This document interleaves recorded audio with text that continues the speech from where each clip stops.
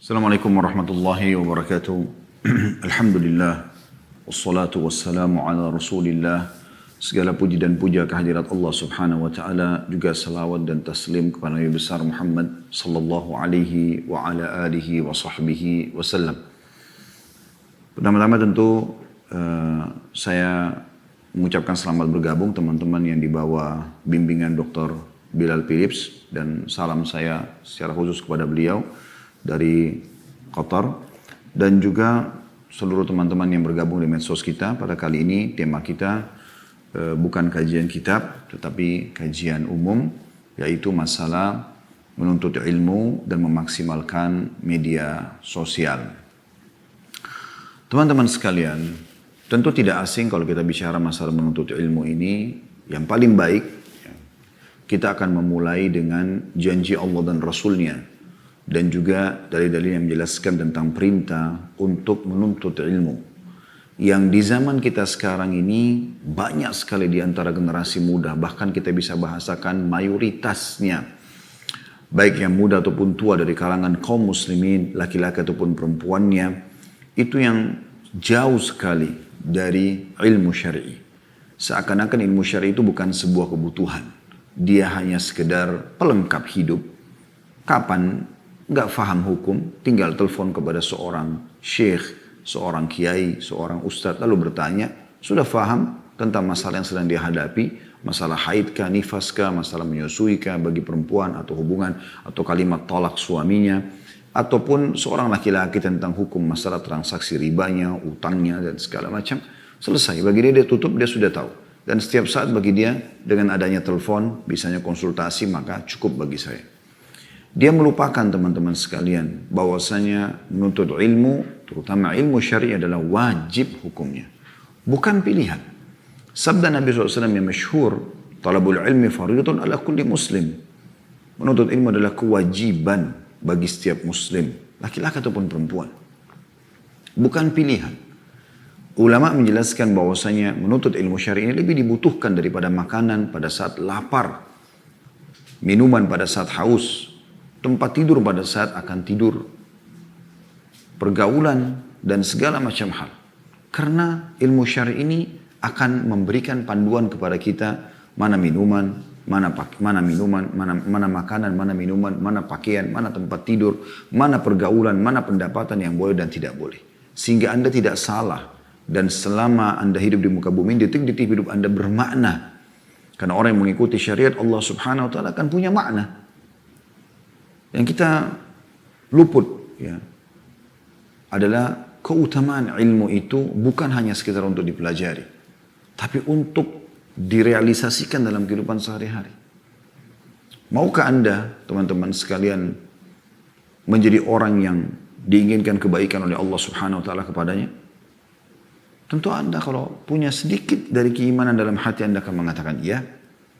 Bukankah hadis Nabi SAW yang akan saya bacakan dari kitab At-Targhib Tarhib ditulis oleh Al-Mundhiri rahimahullah, terlalu banyak hadis tentang masalah keutamaan ilmu ini yang tidak boleh luput dari setiap penuntut ilmu. Dan bukan cuma sekedar ucapkan, dengar, tapi bagaimana kita berniat dan kita baik dalam memahaminya, sehingga dan kita mohon kepada Allah SWT agar mudah mengamalkan dalam kehidupan itu lebih penting daripada hanya sekedar mendengar dan menghafalnya.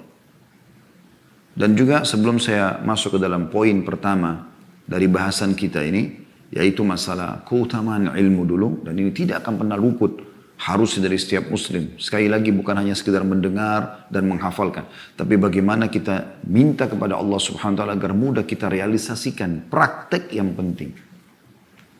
Ini juga bisa Anda tarik kepada semua lini ibadah. Anda ingin rajin sholat malam, Anda ingin rajin bersedekah, Anda ingin rajin mengerjakan ibadah apa saja. Yang paling pertama Anda lakukan, ini saran kami dan ini yang saya terapkan, adalah mengetahui apa yang Allah janjikan. Fadilah kalau dalam bahasa agama kita sering disampaikan oleh para guru-guru kita, fadilah. Kita tahu dalam misalnya kitab Riyadhus Shalihin Imam Nawawi rahimahullah semua disebutkan fadilah. Fadilah solat duha, fadilah solat malam, fadilah solat qabliyah, fadilah sedekah, fadilah bakti sama orang tua, fadilah ini, fadilah itu. Ini semua adalah motivasi. janji Allah subhanahu wa ta'ala dalam ibadah yang sedang kita kerjakan. Insya Allah dari situ akan ada pondasi yang kuat untuk Anda mau mengerjakannya. Begitu juga kalau Anda sedang mengerjakan sebuah kesalahan di mana Allah Azza wa Jalla melarang perbuatan tersebut, maka cara yang paling pertama untuk meninggalkan, baca ancaman Allah di situ. Baca ancaman Allah di situ. Apa ancaman Allah kalau Anda sedang berzina, Anda sedang berbohong, Anda sedang riba, Anda sedang melakukan dosa apapun. Itu akan menjadi pondasi yang sangat kuat untuk membuat Anda meninggalkan perbuatan-perbuatan tersebut. Berapa banyak perbuatan dosa yang kita kerjakan karena kita tiba-tiba membaca sebuah ayat, sebuah hadis yang menyinggung masalah hal tersebut. Atau mungkin perkataan para salafus saleh, perkataan para ulama, ya. Kisah-kisah nyata yang akhirnya membuat kita tergugah dan kemudian kita meninggalkan. Begitu juga dengan berapa banyak ayat-ayat Al-Quran dan hadis-hadis Nabi SAW disampaikan dalam sebuah pengajian dan akhirnya ternyata membuat atau memotivasi kita mau mengerjakannya. Bahkan teman-teman sekalian tidak menjadi bukan lagi menjadi rahasia umum ya, bahwasanya sering kali kita mendengarkan sebuah hadis atau sebuah perintah dalam syariat.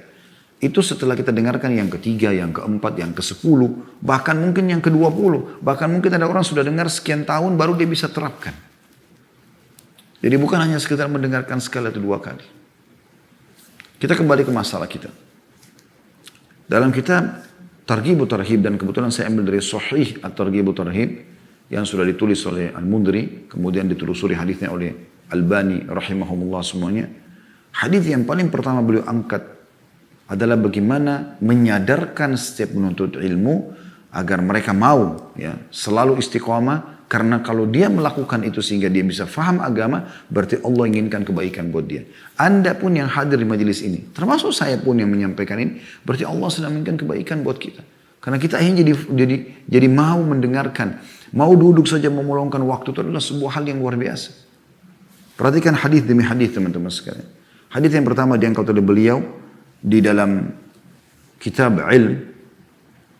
Tepatnya urutan 67 dari awal kitab ini sebenarnya. Tapi hadis pertama beliau mengangkat adalah sabda Nabi SAW yang mulia. Diriwayatkan Bukhari, Muslim dan Ibnu Majah. Man yuridillahu bihi khairan yufaqihu fid din. Renungi baik-baik. Bukan hanya sekedar dengar. Anda mungkin sudah sering mendengarkan hadis ini. Kata Nabi SAW, siapa atau barang siapa yang dikehendaki Allah kebaikan padanya, niscaya Allah akan memahamkan agama padanya.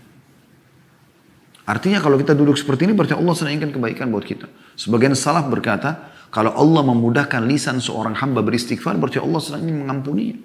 Kalau Allah memudahkan seseorang untuk berdoa, maka Allah ingin mengijabahnya. Apapun yang sedang Allah mudahkan Anda mengerjakan, berarti Allah akan menerima dari Anda. Dengan izin Allah SWT, Anda tinggal ikuti syarat dan rukunnya saja. Maka insya Allah dengan izinnya kita harus yakin Allah akan memberikan kepada kita. Tidak boleh ada keraguan terhadap janji Allah Subhanahu Wa Taala. Kita boleh merasa khawatir kalau ada kekurangan. Tapi tidak boleh ragu apakah Allah terima atau tidak. Karena memang Anda bekerja di satu perusahaan, kenapa Anda begitu yakin Anda akan terima gaji? Padahal itu adalah manusia. Sementara Allah, innallaha la yukhliful mi'ad, Allah tidak akan pernah pungkiri janjinya. Perkataan sebagian salaf dari para sahabat dan tabi'in ridwanullahi alaihim tentang masalah, kalau seandainya amalku pasti diterima satu seperti perkataan Ibnu Umar, maka aku akan berterima kasih atau bersyukur kepada Allah SWT. Ini bukan berarti beliau ragu tentang Allah akan terima. Tapi beliau menjadikan itu sebagai motivasi agar beliau selalu semangat mengerjakan ibadah. Tapi pada asasnya orang mukmin tidak ragu. Berdoa saja kita tidak boleh ragu. Kata Nabi SAW, berdoalah pada Tuhan kalian dalam kondisi kalian yakin diterima doa kalian. Karena Allah tidak akan terima doa dari hati yang lalai. Udu' rabbakum muqinuna bil ijabah. Fa inna Allah la yaqbalu du'a min qalbin ghafil. Jelas hadisnya.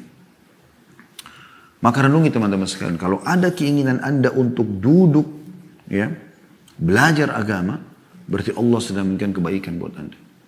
Hadis yang selanjutnya, beliau mengangkat sabda Nabi SAW dan hadis ini disahihkan juga oleh Syekh Albani, tepatnya riwayatnya Hasan li ghairihi ya, diriwayatkan oleh Tabarani dalam Mu'jamul Kabir, bahwasanya Nabi SAW bersabda, ya ayuhan nas, innamal ilmu bit ta'allum wal fiqhu bit tafaqquh wa man yuridillahu bihi khairan yufaqihu fid din wa Nabi membaca firman Allah SWT, innama yakhshallaha min ibadihi ulama. Wahai manusia, Ilmu itu hanya didapatkan dengan belajar. Gak ada orang lahir tiba-tiba tahu. Harus belajar. Nanti akan kita singgung insya Allah beberapa sikap para salafus saleh dalam menuntut ilmu. Luar biasa mereka bermuamalah itu. Dalam ilmu itu. Fikih itu dengan tafakkuh. Faham agama ini, tahu halal haram dengan belajar, dengan duduk. Lalu merenungi, mempelajari, menghafal, mencatat. Ya. Dan barang siapa yang dikehendaki Allah kebaikan padanya, niscaya Allah akan memahamkan agama padanya. Lalu beliau membaca firman Allah SWT surah Fatir ayat 28, sesungguhnya yang takut kepada Allah di antara hamba-hambanya hanyalah ulama. Artinya kalian akan sampai pada tingkat ulama kalau kalian terus menuntut ilmu. Hadis selanjutnya, sabda Nabi SAW, saya tidak butuh terlalu banyak mensyarah hadis-hadis ini. Hadis ini sudah sangat masyhur teman-teman sekalian. Cuma yang saya inginkan bagi diri saya dan teman-teman sekalian, bagaimana realisasinya. Praktekkan dalam kehidupan. Merenungi makna imaniyahnya. Bukan hanya sekedar mendengar. Sayang Anda kalau melewatkan sebuah hadis, sebuah perkataan baik. Sampai pernah ya, seseorang yang bernama Asy-Syu'bi rahimahullah, seorang tabi'in masyhur. Dia pernah berkata, "Lau anna rajulan safara min aqsa Syam ila aqsa Yaman." Kalau seandainya ada seseorang yang safar dari ujungnya negeri Syam, pada saat itu mereka anggap sudah sangat jauh karena belum ada transportasi kayak kita sekarang, pesawat, kereta api, mobil, belum ada semua itu. Orang dulu unta atau kuda atau keledai. Nggak ada yang lain. Atau mereka jalan kaki. Jauh. Ujungnya Syam, itu berarti sudah perbatasan dengan Turki. Ya. Kemudian sampai ke ujungnya Yaman. Di dekatnya ujungnya Yaman. Di bagian selatan sekali ya, Jazirah Arab. Jaraknya jauh. Beliau mengatakan, فَحَفِظَ كَلِمَةً تَنْفَعُهُ فِيمَا يَسْتَكْمِلُهُ مِنْ عُمْرِ. Kemudian dia hanya mendapatkan satu kalimat yang bisa sehafal, yang bermanfaat, menyempurnakan umurnya, memperbaiki sehingga dia dapat sesuatu yang bermanfaat. Dia mengatakan, "Ra'aitu anna safaru la yadhi'." Maka safarnya tidak akan sia-sia orang ini. Saking luar biasanya bagaimana mereka berpikir tentang harus mengisi dengan hal yang bermanfaat. Dalam hadis yang lain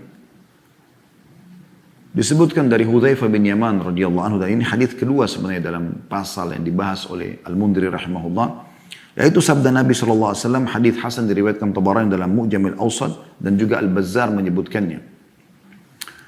Kata Nabi SAW, "Fadlul ilmi khairun min fadlil ibadah wa khairu dinakumul wara'." Keutamaan ilmu lebih baik daripada keutamaan ibadah. Dan sebaik-baik agama kalian adalah sikap wara'. Orang banyak berbangga dengan ibadah yang banyak, tapi ilmunya kosong. Apa gunanya teman-teman beribadah kalau tanpa ilmu? Mungkin Anda salah. Pernah ada orang subhanallah sholat di Masjid Jami' Basra. Pada saat itu Hasan Basri rahimahullah imamnya. Selepas sholat asar, selesai mengimami sholat lagi berzikir, ada orang tiba-tiba di depannya Hasan Basri rahimahullah berdiri sholat. Tidak ada orang yang sholat sama sekali. Padahal dia ikut berjamaah tadi. Kemudian Hasan Basri baru mau tegur dia, salam langsung berdiri lagi sholat. Hasan Basri tunggu supaya dia selesai salam diingatkan lagi. Berdiri lagi habis salam. Sampai 8 rakaat dia sholat. Itu pun dia masih mau sholat lagi. Maka Hasan Basri langsung megang tangannya pada saat dia sudah mau berdiri ke rakaat. Mau tambah lagi jadi 9 dan 10. Sudah 8 rakaat dia sholat. Maka Hasan Basri mengatakan, apa yang kau lakukan? Orang itu langsung spontan berkata apa? Karena suka beribadah tapi nggak punya ilmu. Apa yang dia bilang? Apakah Allah akan menghukum saya karena saya sholat? Kata Hasan Basri, Allah tidak hukum kau karena kau sholat. Tapi Allah hukum kau karena kau buat-buat sholat itu. Dari mana ini 8 rakaat habis asar? Sholat apa yang kamu kerjakan? Suka ibadah tapi nggak punya ilmu. Ini banyak orang terjadi. Seakan-akan ibadah itu adalah nomor 1 tanpa ilmu. Subhanallah. Pernah satu kali Imam Ahmad rahimahullah menziarahi Imam Syafi'i, gurunya, di Mesir. Beliau tinggal di Baghdad, Imam Ahmad datang ke Mesir. Lalu Imam Syafi'i titip pesan sama anaknya, ini orang ahli ilmu dan ibadah. Duduk sama dia. Belajar baik-baik. Walaupun dia tinggal 1 malam. Cuma 1 malam, besok sudah mau pulang.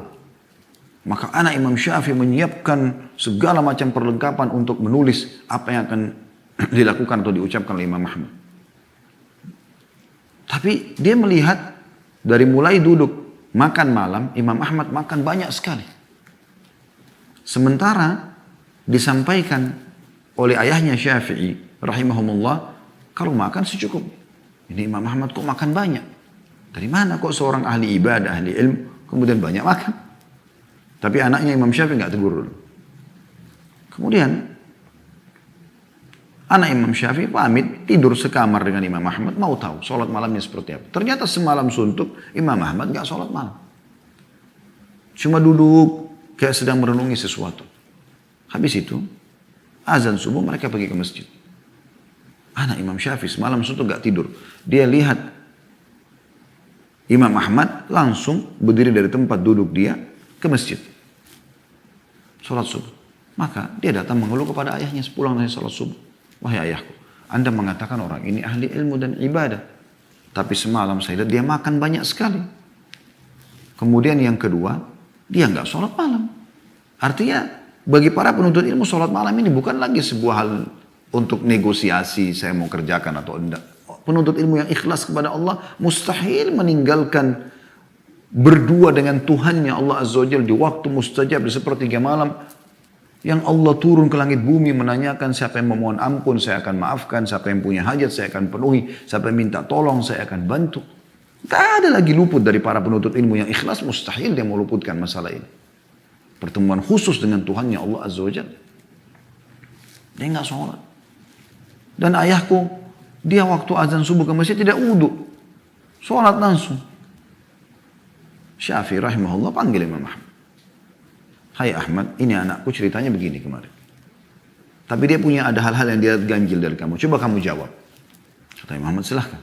Kata anaknya, Anda semalam makan banyak. Sementara yang saya dapatkan dari ayah saya, tidak ada anjuran untuk makan banyak.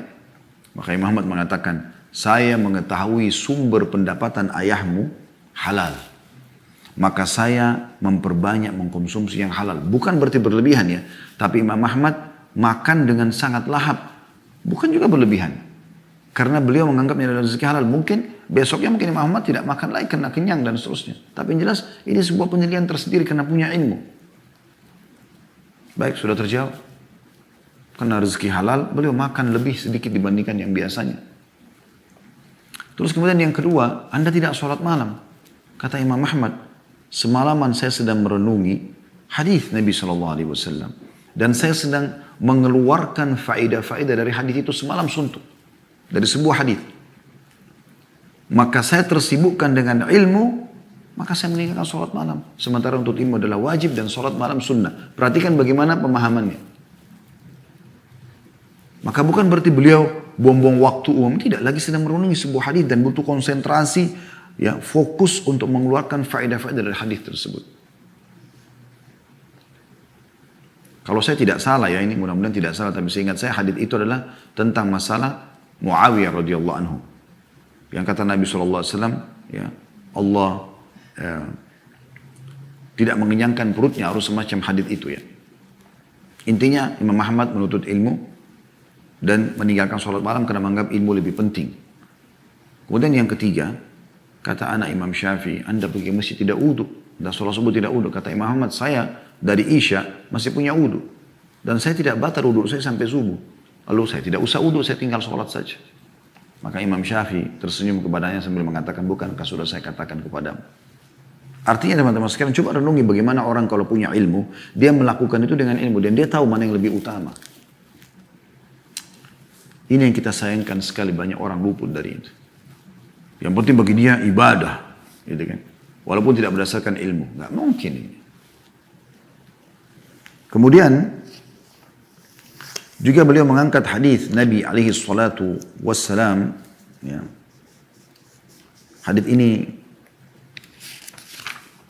Hadis yang sahih riwayat Muslim, Abu Dawud, Tirmidzi, An-Nasai, Ibnu Majah, Ibnu Hibban, Al-Hakim.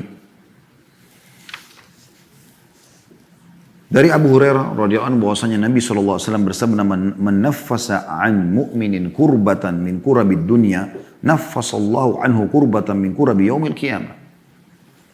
Barang siapa yang menghilangkan dari seorang mukmin satu kesulitan dari kesulitan-kesulitan dunia, niscaya Allah akan menghilangkan darinya kesulitan dari kesulitan-kesulitan pada hari kiamat, dari kesulitan-kesulitan hari kiamat. Wa man satara musliman satarahu Allahu fid dunya wal akhirah. Barang siapa yang menutupi aib seorang muslim, kekurangannya di dunia, niscaya Allah akan menutupinya di dunia dan di akhirat. Jadi bukan sengaja mengekspos kesalahan, gitu kan? Malah menutupin, menasehatin antara dia sama si pelaku ini. Wallahu fi auni al-'abdi ma kana al-'abdu fi auni akhihi. Seseorang atau Allah terus akan menolong seorang hamba atau memudahkan urusan seorang hamba selama dia juga menolong saudaranya.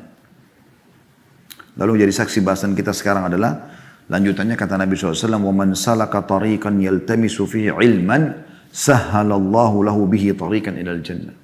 Barang siapa yang meniti suatu jalan menuntut ilmu, agama, mau tahu mana halal, mana haram, niscaya Allah akan memudahkan jalan ke surga untuknya. Bisa bermakna letterletnya adalah memang Allah akan masukkan dia ke dalam surga, atau dengan ilmu itu jadi faham maka dia masuk ke dalam surga.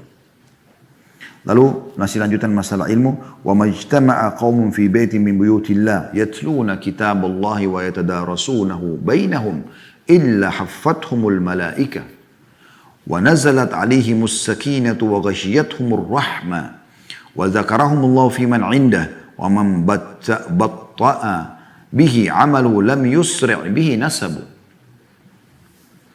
Dan barang siapa atau tidaklah satu kaum 3 orang ke atas, disilakan dengan kaum, jumlah mereka maksudnya, berkumpul di salah satu rumah Allah, mereka membaca kitab Allah, Al-Quran, baik mempelajari tentang bacaannya, tata cara membacanya, ya, tahsinnya, atau menghafalnya, atau mempelajari hukum-hukumnya, semua masuk dalamnya. Dan saling mengkajinya. Ya. Di antara mereka, melainkan para malaikat meliputi mereka. Malaikat hadir di situ. Ketenangan turun kepada mereka. Anda bisa rasakan majelis ilmu bagaimana tenangnya, syahdunya, ya. Kalau orang duduk di majelis ilmu itu, semua pada sibuk menulis, sibuk merenungi. Hati ini seperti diserikan air yang dingin. Ya. Rasanya ingin segera bertobat dari kesalahan. Rasanya ingin segera mengamalkan amal saleh. Itu sakinah yang Allah SWT berikan. Rahmat menaungi mereka. Karunia Allah Subhanahu Wa Taala. Dan Allah menyebut mereka kepada malaikat yang ada di sisinya. Dibangga-banggakan. Barang siapa diperlambat oleh amalnya, sengaja nunda-nunda, ya, maka nasabnya tidak mempercepatnya. Maksudnya tidak ada manfaatnya nasabnya. Subhanallah, saya pernah mendapatkan sebuah riwayat bagaimana Jabir bin Abdullah radhiyallahu anhu, sahabat Nabi yang mulia, masyhur sekali Jabir bin Abdullah, ayahnya Abdullah bin Haram radhiyallahu anhu majma'in, yang orang pertama mati syahid di Uhud. Dan bagaimana Nabi SAW bersabda, ya, kepada Jabir bahwasanya semua orang diajak bicara oleh Allah dari belakang hijab kecuali ayahmu. Kisah masyhur tentang bagaimana beliau mati syahid.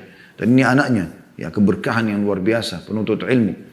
Jabir bin Abdullah setelah meninggalnya Nabi SAW pernah mendatangi sahabat Nabi yang lain, Abdullah bin Unais radhiyallahu anhu. Jauh, ya, didatangi di negeri Syam. Jabir bin Abdullah mendengar ada seseorang menyampaikan hadis tentang masalah kisos. Tentang masalah nanti orang pada hari kiamat dibangkitkan, telanjang kaki, belum berkhitan, tidak menggunakan pakaian, lalu kemudian orang saling menuntut, hadis yang panjang. Tapi Abdullah mengatakan, saya waktu mendengarkan dari seseorang, ini tabi'in yang datang menyampaikan kalau dia mendengarkan dari Abdullah bin Unais. Jabir bin Abdullah mengatakan, begitu saya dengarkan, saya langsung menyiapkan tunggangan saya, keledai, lalu saya naik selama sebulan, menuju ke negeri Syam, hanya untuk menemui Abdullah bin Unais. Setelah aku sampai di rumahnya, lalu aku mengatakan kepada penjaga pintunya, katakan, ada Jabir Maka begitu mendengarkan namaku langsung dia mengatakan Ibnu Abdillah, dengan gembira dia menyambut saya. Segera menggunakan pakaian memeluk saya lalu kemudian berbicara. Dan langsung setelah berbicara panjang lebar, masuk ke poinnya. Kata Jabir, aku mendengarkan dari seseorang bahwasanya kau mendengarkan hadis dari Nabi SAW tentang masalah kisos pada hari kiamat. Balas membalas nih, ya, tuntut menuntut. Kata dia, iya, saya mendengarkan Nabi SAW lalu dia sebutkan hadisnya, orang akan dibangkitkan hari kiamat tanpa terkhitan, tanpa menggunakan alas kaki, tanpa menggunakan pakaian, lalu kemudian panjang lebar. Hadisnya tentu kalau saya sebutkan akan panjang, ya, ini panjang sekali tentang kisah hari kiamat. Intinya orang yang dizalimi akan mengambil haknya dari orang yang menzaliminya. Maka pada saat itu pun Jabir menghafal dan mengambil hadis itu dari Abdullah bin Umayyah. 1 bulan naik keledai jalan. Abu Ayyub Al-Ansari radhiyallahu anhu, sahabat Nabi yang mulia, pernah beliau mendengarkan hadis tentang yang apa kita baru baca tadi. Man satara musliman fid dunya satarahullahu yaumal qiyamah. Dalam riwayat ini, satarallahu fid dunya wal akhirah. Siapa yang menutupi aib seorang muslim di dunia, maka Allah akan tutupi aibnya di akhirat. Dalam riwayat tadi kita baca di dunia dan di akhirat. Abu Ayyub Al-Ansari mendengar hadis ini dan tahu menurut beliau bahwasanya yang mendengar hadis ini di antara semua sahabat Nabi yang hadir pada saat Nabi SAW sebutkan tinggal 2 orang yang hidup. Beliau dengan Uqbah bin Amir. Maka apa yang terjadi? Abu Ayyub Al-Ansari dari Madinah radhiyallahu anhu naik keledainya pergi ke Mesir. Jauh pada saat itu teman-teman tidak ada keamanan. Tidak ada, luar biasa sulitnya gitu. Maksudnya bukan tidak ada keamanan dalam arti kata orang selalu celaka, tidak. Tapi orang pada saat itu keluar, Anda bisa bayangkan ya, naik keledai atau naik unta atau naik kuda. Kemudian jalan di antara hutan-hutan segala macam perdesaan dan perkampungan jaraknya jauh. Setiap saat bisa dirampok oleh orang-orang. Tapi itu tidak menghalangi mereka untuk pergi. Pergi ketemu dengan Uqbah bin Amir lalu mengatakan, telah sampai kepadaku hadis yang aku pernah dengarkan dan aku ingat kau juga ada pada saat itu. Man satara musliman itu, siapa yang menutupi aib seorang muslim ya. Apakah kau ingat hadis itu? Kata Uqbah ibn Amir, iya. Maka bertakbir Abu Ayyub Al-Ansari mengatakan Allahu Akbar, berarti benar. Kata dia, saya takut jangan sampai hadis ini, ya, saya meninggal, kau meninggal tidak sampai kepada umat. Lalu kemudian beliau pergi. Begitu luar biasanya mereka dalam memperhatikan masalah ilmu.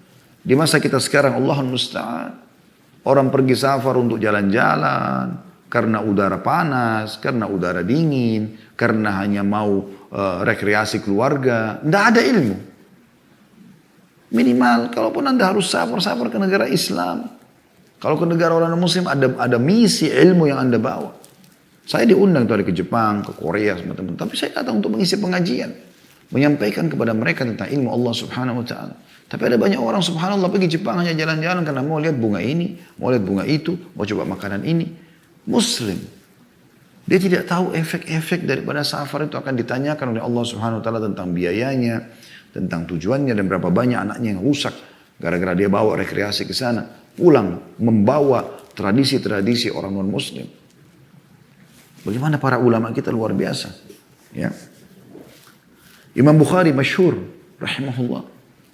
Beliau memberikan syarat untuk menulis hadisnya dalam kitab sahihnya adalah melihat bertemu langsung dengan orang yang menyampaikan hadis tersebut. Kadang-kadang perjalanan 1 bulan naik keledai hanya untuk mendengarkan sebuah hadis, memastikan benar orang mengucapkan, baru beliau sholat istikharah kemudian beliau tulis. Bagaimana luar biasanya mereka teman-teman sekalian mempelajari masalah itu. Hadis yang lain tentu saya tidak sebutkan semua keutamaan hadis, tentu cukup banyak dan tidak asing bagi Anda semua, tapi saya ingin Anda merenungi bersama-sama, terutama bagi saya nasihati diri saya sendiri bermula teman-teman sekalian untuk memperhatikan tentang sentuh sisi imanianya. Artinya apa? Masukkan dalam hati, renungi dan amalkan. Niat untuk mengamalkan. Itu yang penting. Bukan hanya sekedar mendengar, oh saya sudah pernah dengar hadis itu. Bukan itu. Renungi baik-baik janji-janji Nabi SAW. Wa ma yantiqu anil hawa in huwa illa wahyu yuha. Tidak pernah Nabi SAW bicara dengan hawa nafsunya. Tapi dia wahyu yang dia sampaikan dari Allah subhanahu wa ta'ala.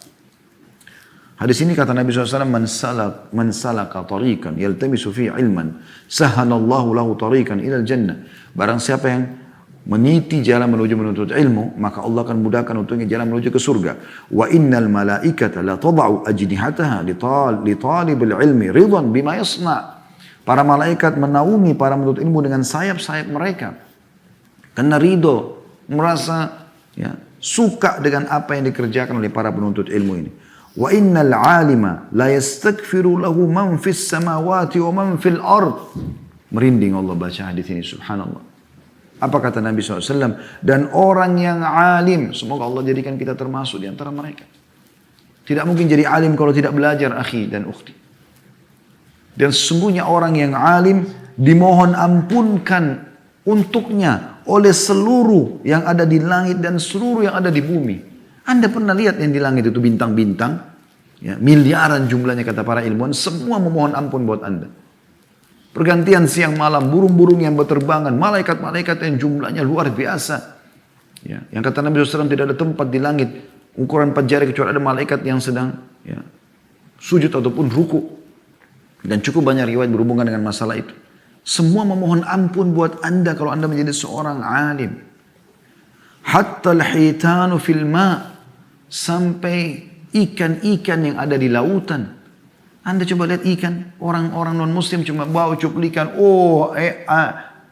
ajaib nih, aneh ya, atau apalah luar biasa ya laut ini. Hanya sebatas itu cuplikan mereka di YouTube ya, atau di media-media mereka. Akhi dan ukhti, Nabi SAW yang tidak mungkin salah dalam mengucapkan, mengatakan semua ikan-ikan itu, semua hewan air, apapun jenisnya, bukan cuma ikan, memohon ampun buat Anda. Kalau Anda menjadi seorang alim, jadikan ini target hidup kita. Wa fadlul alimi ala al-abidi ka fadlil qamari ala sairil kawakib. Dan perbedaan seorang alim dengan abid.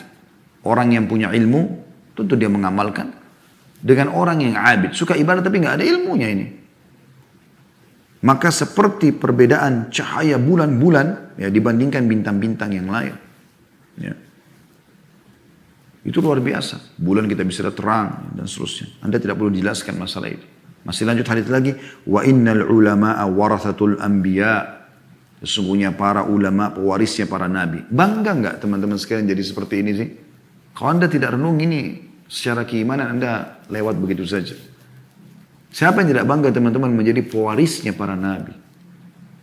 Pewaris para nabi. Ini luar biasa ini.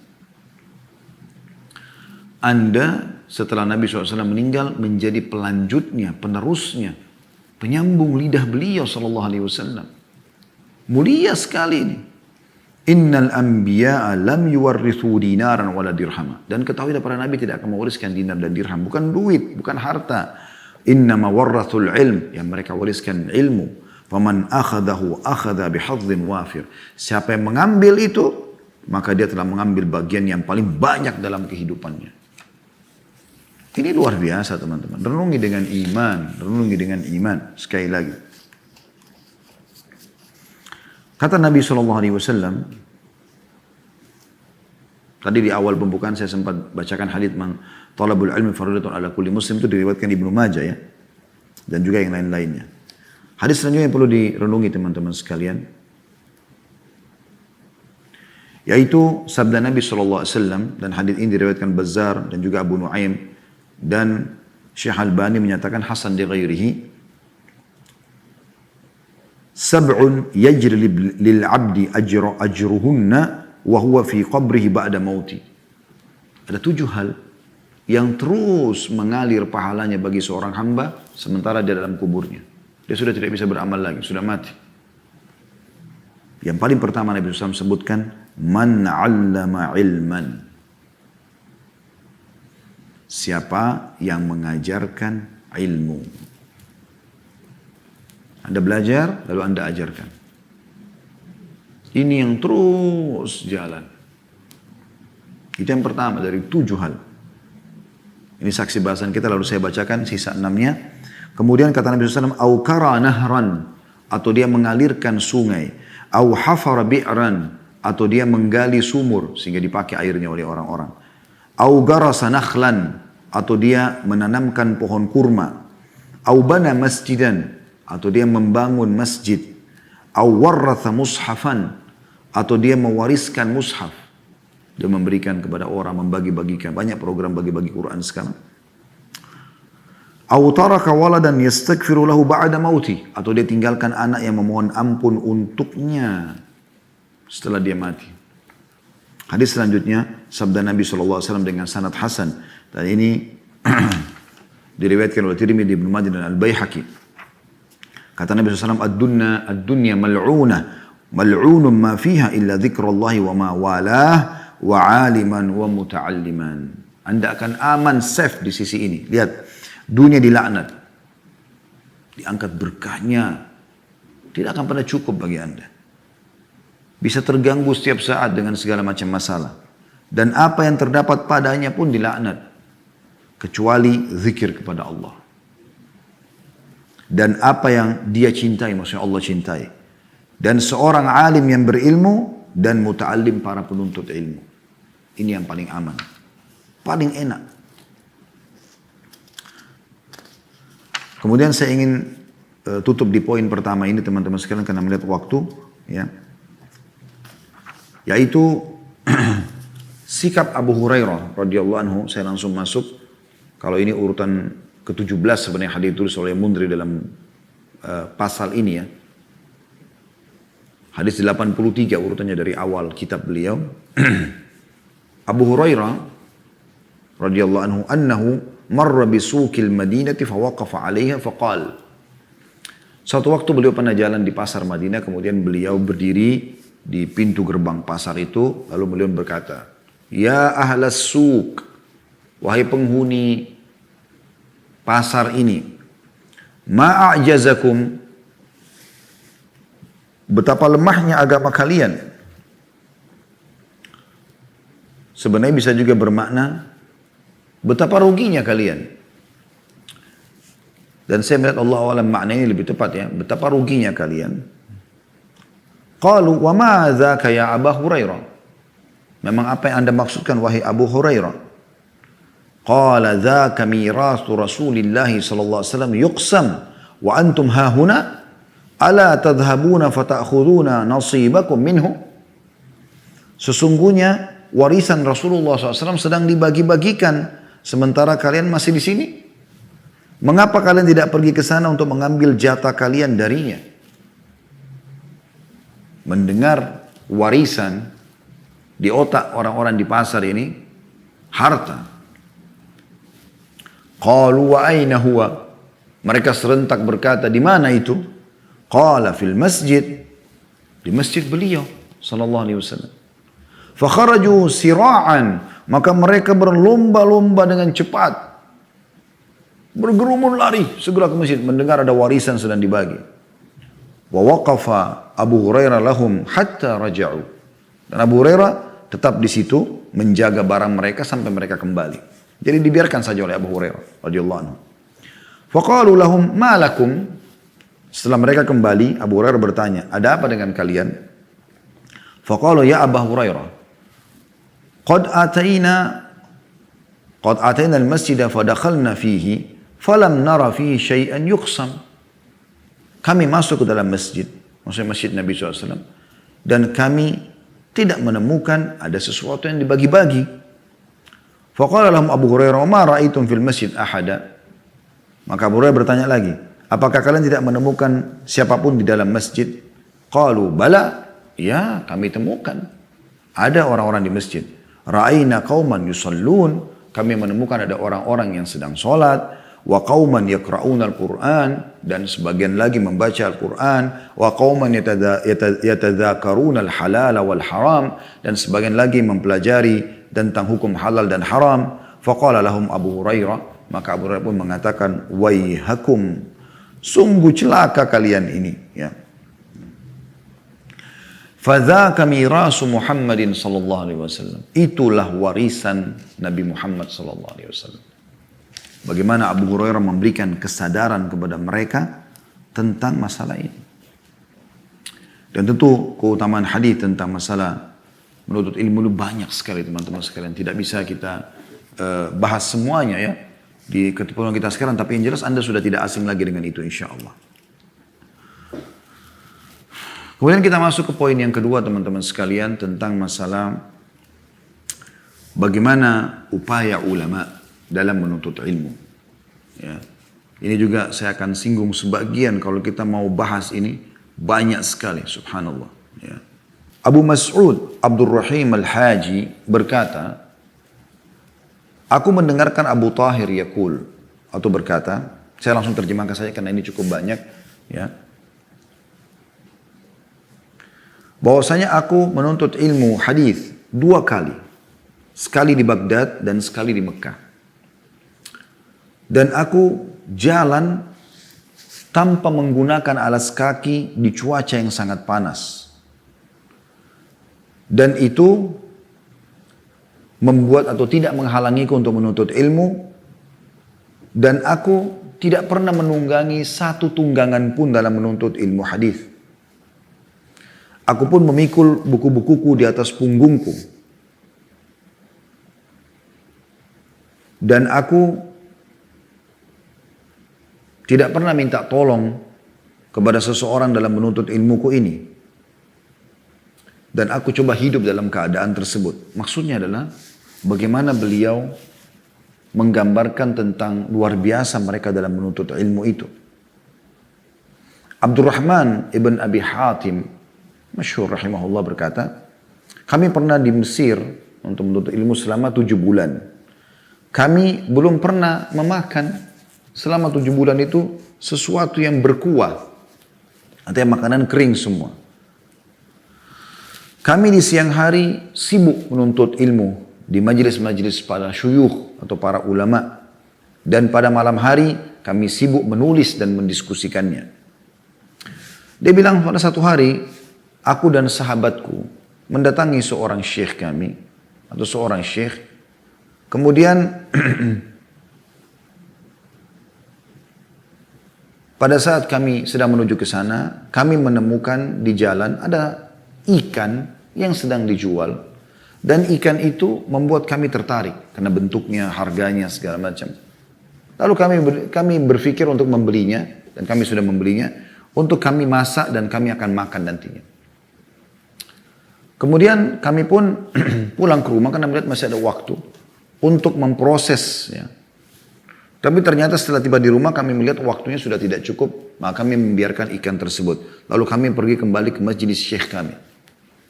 Lalu kemudian kami pun terus saja belajar sampai 3 hari. Ya. Dilupakan masalah ikan itu. Setelah kami kembali ke rumah, kami temukan dia sudah sedikit berubah. Lalu kemudian kami coba memprosesnya. Lalu kemudian kami memakannya. Dan semua itu terjadi karena kami tidak ada waktu untuk membakarnya atau memprosesnya. Artinya ilmu lebih penting daripada makan bagi mereka. Ya. Jadi ini luar biasa teman-teman sekalian. Ya. Daud At-Tai rahimahullah. Beliau pernah minuman. Dan beliau tidak langsung makan roti, ada roti di situ. Beliau tidak langsung makan. Pada saat ditanya, kenapa Anda tidak langsung mengkonsumsi roti Anda, sementara Anda sempat minum? Artinya kan orang kalau minum, makan kan biasa orang selesaikan ya. Maka beliau menjawab apa? Ini kalimat luar biasa. Beliau mengatakan, karena aku menyisipkan di antara minum dan makanku 50 ayat Al-Quran. Ini luar biasa gitu. Bagaimana mereka luar biasanya dalam menuntut ilmu itu. Imam Ahmad rahimahullah dinukil beliau, memang ini tekanan dari ibunya awalnya ya, tapi Imam Ahmad rahimahullah walaupun tekanan dari ibu, dia pun sebagai bakti sama ibunya dan dia juga menyukai ilmu tersebut. Beliau punya peluang untuk bekerja menjadi seorang pengusaha. Pada saat itu Baghdad dipenuhi dengan banyak sekali orang yang berdagang. Pasar-pasar Baghdad masyhur karena pada saat itu ibu kota daripada dinasti Abbasiyah di tahun 170-an pada saat itu ya. Tentu Abbasiyah bermula dari tahun 132 Hijriah setelah runtuhnya dinasti Umayyah. Tapi di masa Imam Ahmad ini sekitar 170 ya. 170-an lah ya, masa kerajaan dipegang oleh Harun al-Rashid rahimahumullah semuanya. Imam Ahmad rahimahullah tidak ada harta yang beliau miliki sama ibunya kecuali sebuah toko yang ayahnya tinggalkan. Kemudian beliau pun coba untuk menyewakan toko tersebut. Pamannya orang kaya, adik ayahnya, tapi dia selalu menolak kalau mau dibantu. Beliau tidak pernah mau bantuan biasa saja kecuali beliau bekerja gitu. Ringkas cerita teman-teman sekalian, beliau terus saja membagi antara mencari penyewa kontrakannya dengan menuntut ilmu. Bahkan kadang-kadang karena dia harus menunggu siapa tahu ada yang mau ngontrak atau datang orang yang mau ngontrak, maka dia terlambat dari majelis sebuah ilmu.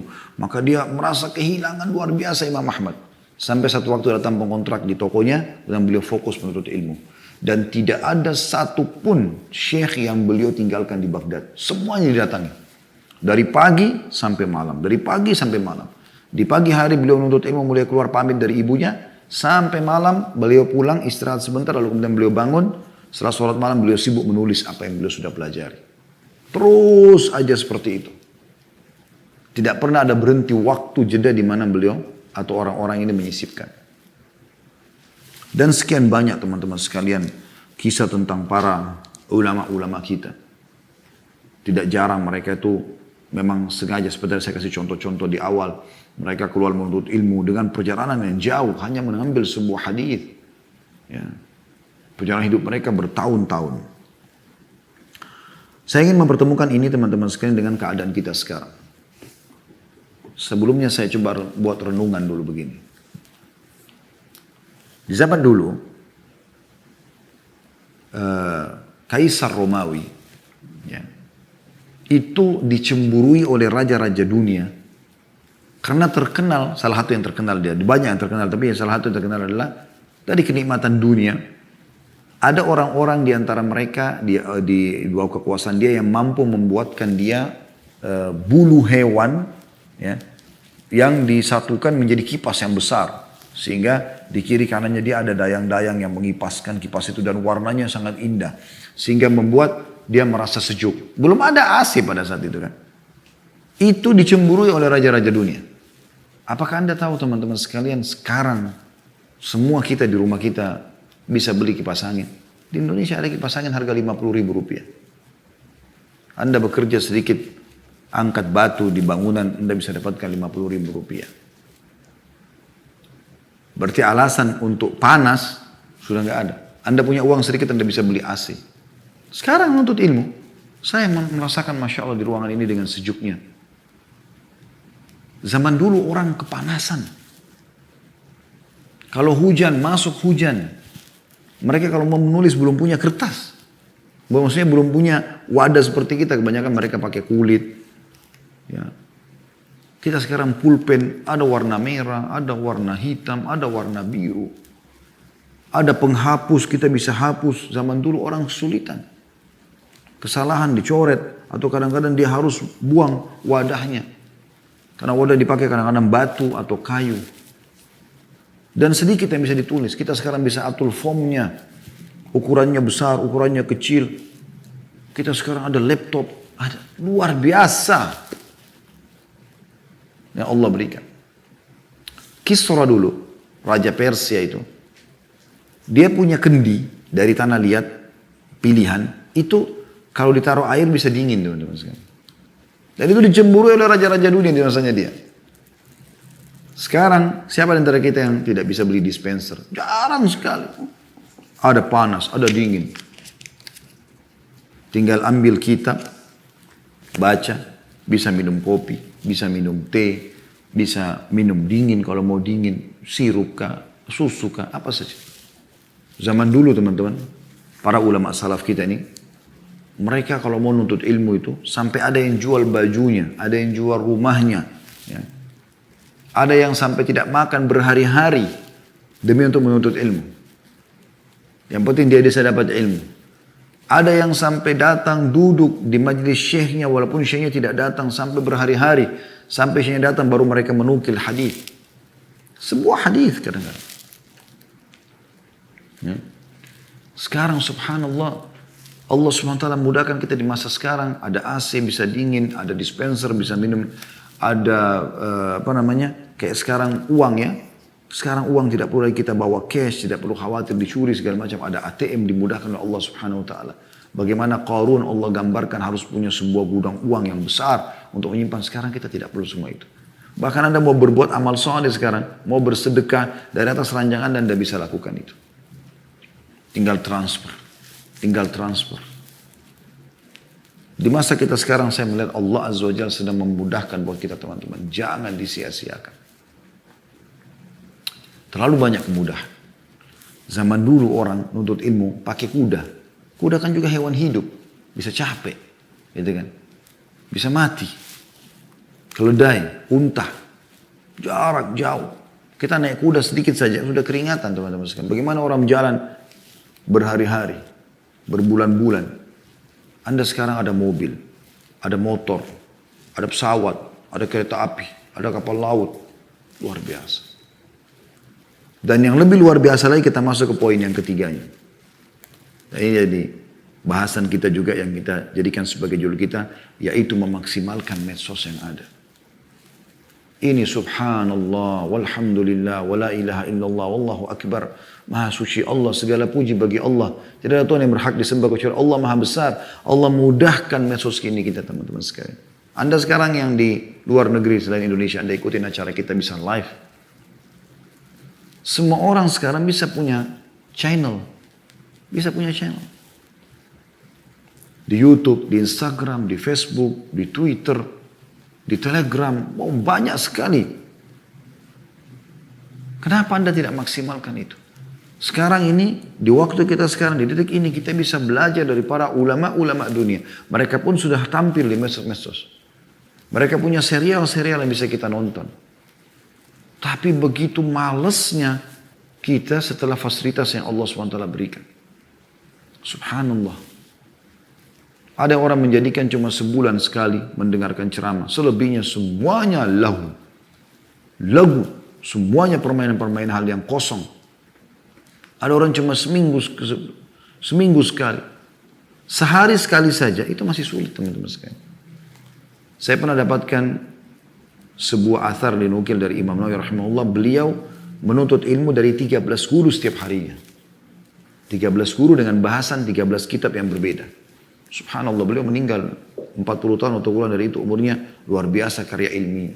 Karya ilmiahnya luar biasa. Allah berikan keberkahan. Sampai beliau pun tidur, pernah dinukil ya kisahnya itu sambil berdiri kadang-kadang. Pegang buku, ya, kitab sambil tidur, satu kakinya nyender di tembok dengan pundaknya dan satu lagi ya berdiri menopang tubuhnya. Yang satu kakinya dilipat untuk menyandar di tembok. Kalau beliau terbangun langsung baca kitab. Saking luar biasanya mereka mengejar keutamaan ilmu itu. Itu luar biasa teman-teman. Ya. Kenapa teman-teman tidak tunggangi medsos yang ada? Anda yang sudah punya ilmu, Anda bisa punya medsos, Anda bisa menyampaikan ilmu itu tersebut. Anda kalau belum punya ilmu, baru mau belajar, masuk ke medsos-medsos para ulama-ulama kita. Belajar dari mereka, dengarkan dari mereka. Sulitnya apa teman-teman sekalian lagi jalan, pakai headset, dengarkan ceramah. Ada orang sibuk, saya lihat ada beberapa anak muda dengar musik sepanjang jalan. Berjam-jam dari pertama keluar rumah sampai pulang. Musik terus itu. Syaitan di kupingnya. Kenapa Anda tidak lakukan seperti itu? Lagi naik sepeda, olahraga, lagi naik motor, lagi di mobil. Dengarkan ceramah, akhi dan ukhti. Dengarkan ceramah. Ilmu itu tidak mengambil space atau ukuran apapun di tubuh Anda. Tidak ada sesuatu yang berat. Kalau Anda menuntut ilmu 2 kali, 3 kali, kepala Anda lebih besar 3 kali. Mungkin sudah kita 10 kali menuntut ilmu, sudah kepala kita sebesar building. Gak ada. Makin banyak Anda mengambil, tidak ada tempatnya yang diambil space, tidak ada sesuatu. Ilmu akan membuat Anda lebih dewasa, lebih dermawan, ya, lebih baik, ya, lebih bakti, lebih semua. Bahkan yang luar biasa, Anda jauh dari keburukan. Anda tidak akan menjerumuskan diri Anda berkeburukan dan tidak akan mengganggu orang lain. Maka akan tersebar kebaikan di muka bumi ini. Saya ingin masuk ke poin penting teman-teman sekalian dalam masalah ini. Kalau Anda sudah punya medsos, maka ada beberapa hal yang saya ingin berbagi. Namun sebelumnya izinkan saya menyampaikan, saya juga tiba-tiba teringat, perlu Anda tahu ya, efek daripada medsos ini luar biasa. Saya berapa kali bertemu dengan orang, depan mata saya sendiri, mereka menangis, masih muda-muda. Ucapan mereka kepada saya ini, terima kasih Ustaz. Saya mengikuti ceramah Ustadz di YouTube. Saya mengikuti ceramah Ustadz di Instagram. Sampai pernah saya di Bandung turun dari sebuah masjid. Itu di masjid besar, jami' pernah tablik akbar. Setelah jemaah bubar semua, saya keluar. Ada satu anak muda nunggu di tangga. Di bawah. Sekali, saya turun. Begitu saya turun mau menuju kumpul, saya ke kanan, dia ke kanan. Saya kira dia kayak menghadang saya. Terus saya tanya, ada apa akhi? Langsung dia bilang sama saya, Ustaz, boleh nggak saya peluk Ustaz? Tentu ini laki-laki ya. Saya bilang, ya silakan. Begitu saya peluk dia, dia nangis terisak-isak. Terisak-isak kayak orang yang luar biasa nangis. Terseduh-seduh gitu ya. Terus saya tenangkan, tenang akhi, tenang. Kenapa? Dia bilang, Ustaz terima kasih. Dia. Saya berubah justru karena dengar ceramahnya Ustaz. Saya sendiri merinding pada saat itu. Subhanallah, saya tidak pernah kenal orang ini. Saya tidak pernah tahu dia. Bagaimana Allah Azza wa Jalla menyampaikan dari media yang ada ini, mempermudah untuk sampai kepada akhi yang jauh di Bandung sana. Lumayan dari sini, dari Jakarta bisa 2-3 jam ke sana naik mobil dengan adanya tol yang baru ya. Kalau dulu mungkin bisa 5-6 jam. Kemudian dia bilang sama saya, sambil dia menangis, dia mengatakan, orang sampai mengira saya gila Ustaz. Saya berubah total. Dari orang yang tidak kenal Allah, tidak sholat, saya berubah. Kemudian setelah itu dia bilang, bukan cuma itu Ustaz. Dia bilang, saya baru saja menikah. Sambil dia nangis nih, sambil dia tertawa subhanallah. Setelah itu dia tertawa, dia mengatakan, saya masih mengingat perkataan Ustaz. Kenapa nggak nikah nih bujang-bujang? Apakah menunggu Dajjal keluar?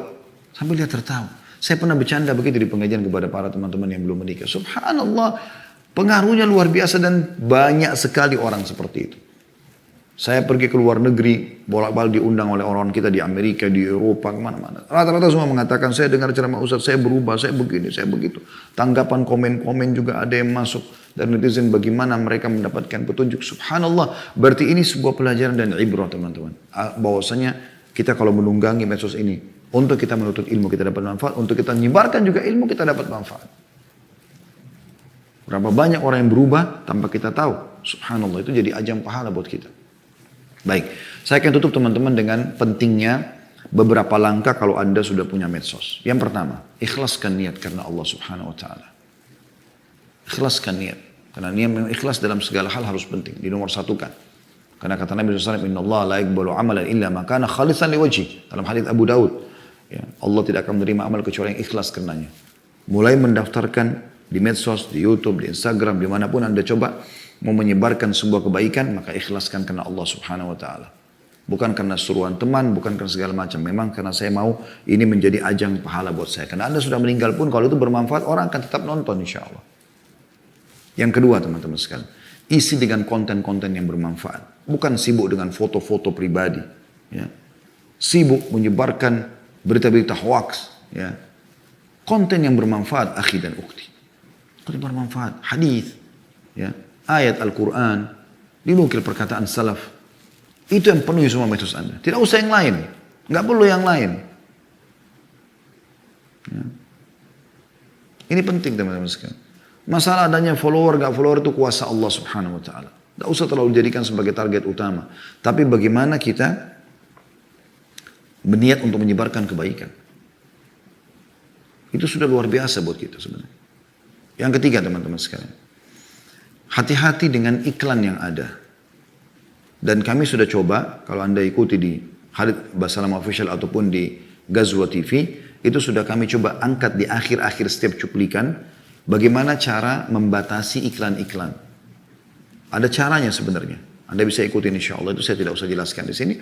Anda bisa masuk dan ada settingannya supaya Anda menolak iklan-iklan musik, iklan-iklan khamr, iklan segala macam. Anda boleh batasi itu. Ini juga termasuk. Ya. Jadi jangan membuka diri luar biasa. Saya pernah lihat cuplikan Syekh Abdul Razak, ya, hafizahullah, salah satu ulama yang masyhur kita ikuti sekarang di kota Madinah, Al-Badr, ya. Suku beliau.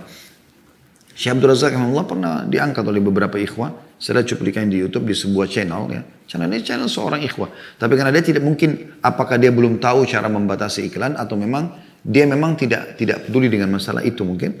Maka pas Syekh Abdul Razak belum ceramah, yang muncul adalah seorang wanita ceramah, nyanyi dan segala macam. Kami pun awalnya dulu tidak tahu masalah itu. Tapi lama-lama kita belajar. Dan akhirnya kita coba batasi. Ternyata ada iklan ini, ada iklan ini. Ini nggak boleh nih, saya jelaskan pada ikhwan. Kemudian kita coba tutup. Dan itu kami masih terbuka kalau misalnya teman-teman ada yang mengikuti yang channel resmi kami ternyata ada seperti ini, tolong disampaikan. Karena memang ini ada caranya sendiri. Ya. Maka iklan itu dibatasi. Kemudian yang keempat teman-teman, jangan sibuk menanggapi komen-komen netizen. Ini juga penting. Kalau ada yang positif, alhamdulillah. Yang tanggapi negatif sudah alhamdulillah. Nah, ada masalah. Tidak penting buat anda. Yang penting anda benar, anda jalan. Ada orang subhanallah lalai dalam masalah ini. Sibuk dengan apa perkataan netizen yang ada di tanggapan. Kalau anda mengangkat hal yang negatif lain. Tapi kalau anda angkat hal yang positif, gak usah peduli teman-teman sekalian. Saya pernah lihat, waktu itu saya biasa ya pribadi kalau merasa butuh tambahan kesegaran iman lagi. Saya coba dengarkan tilawah Immatul Haram. Imam Haram di Mekah. Yang saya paling suka ada Dr. Yasir Dosari, ada Dr. Abdullah Juhani. Ini masing-masing orang suka tentunya. Siapa yang dia suka, tapi ini yang dua orang ini yang saya sering dengar gitu. Satu waktu saya pernah dengar tilawahnya beliau di sholat subuh, Dr. Abdullah Juhani, hafidhahumullah semuanya. Itu Masya Allah tilawahnya luar biasa gitu. Saking asyiknya tuh hampir mungkin setengah jam saya ikutin ya. Semuanya. Karena ayat cukup panjang dibaca dengan dari awal sholat sampai akhir sholat. Dari azan sampai iqamah ya. Saya ikuti satu rangkap. Kemudian setelah selesai, udah bubar orang sholat subuh gitu kan. Sudah selesai tilawah Al-Quran itu. Dan saya coba lihat kembali channel siapa yang mengangkat ini gitu. Saya lihat di situ ada di jempol atas yang like dan dislike jempol bawah. Ada yang dislike di situ. Terus saya tiba-tiba berpikir, subhanallah, orang ini Al-Quran pun tetap di dislike. Al-Quran mereka tolak. Artinya subhanallah, untuk apa anda masuk menonton itu kalau hanya sekedar untuk pencet yang jempol bawahnya. Tapi begitulah teman-teman. Artinya pro kontra itu selalu ada. Jangankan anda, Rasulullah SAW ada orang seperti itu. Jadi jangan peduli dengan itu. Selama anda benar. Kalau anda sibuk dengan komen-komen itu, maka akan jadi masalah buat anda. Ya. Saya pernah subhanallah berbicara, berkeluh kesah sedikit. Maksudnya saya berbicara, berdiskusi sama Dr. Ziyad Abbadi, hafizahullah, guru kami di Jordan. Pada saat beliau mau tabligh akbar di Makassar, saya mengatakan, waktu itu awal-awal juga ya, saya beberapa tahun yang lalu saya sempat mengatakan, ada beberapa tanggapan orang seperti ini, seperti itu. Beliau mengatakan pada saya kalimat, subhanallah, padahal beliau tidak terlalu aktif di medsosnya, tapi beliau mengatakan, ya Khalid, kau mau semua orang begini sama kamu? Gak bakalan. Pasti akan ada orang begini. Padahal sebenarnya ini istilah di YouTube ya, tapi beliau tidak pakai, bukan karena itu. Akan ada orang yang tidak suka ya Khalid. Lalu beliau mengatakan, sesungguhnya buah pohon yang dilempari batu itu yang ada buahnya. Mungkin kamu sekarang sedang berbuah. Maka ada saja orang yang tidak senang. Orang yang tidak senang karena tidak suka dengan Islam atau memang karena hasad yang tidak suka dengan masalah itu. Maka tidak usah sibuk dengan komen-komen itu. Kemudian yang terakhir teman-teman sekalian, coba pelajari lebih dalam tentang bagaimana menguasainya. Jadi bukan hanya sekedar buka kemudian selesai. Tidak, pelajari kira-kira seperti apa sih perkembangan baru di medsos ini, di YouTube, di Instagram, di Facebook. Ini tidak bisa kita pungkiri.